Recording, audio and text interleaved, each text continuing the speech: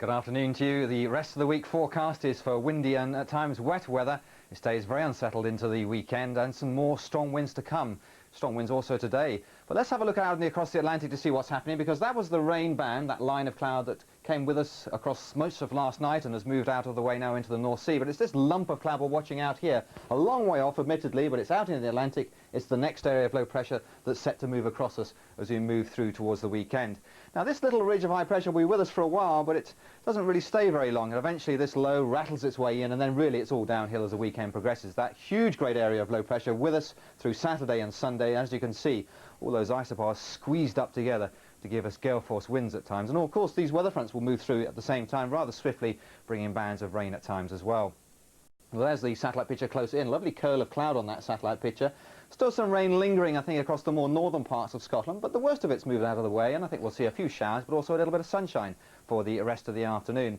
Now, some of those showers could turn out to be quite blustery. The wind's a real feature, especially to the lee of high ground. The northeast coast of England, for instance, seeing some very strong gusts up at around 60, 70 miles an hour right now. They begin to ease off later on through the afternoon.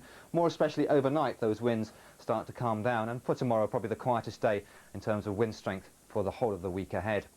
Those winds beginning to ease. They will feed in just a few showers then this evening and overnight tonight, but elsewhere it should be dry and lows of between 7 and 8 or 9 degrees. A little bit cooler, maybe a 6 somewhere, but certainly not cold enough for a touch of frost, and certainly not any real mist or fog problems, because the winds are going to be so strong, and they're going to stay with us, I think, through tomorrow, but begin to ease off as we move into the afternoon. So a few blustery showers around tomorrow, becoming drier through the afternoon, but then the next band of wind and rain marching in from the west will get into the more western parts of Ireland by the end of the day, and that'll move across us through Thursday night and into Friday to linger for a while in some of the more southern counties, to replace by blustery showers, some of those showers turning out to be quite heavy at times as well. Saturday's forecast, what can I say? That about sums it up, really. Strong winds and heavy rain, gale force those winds at times.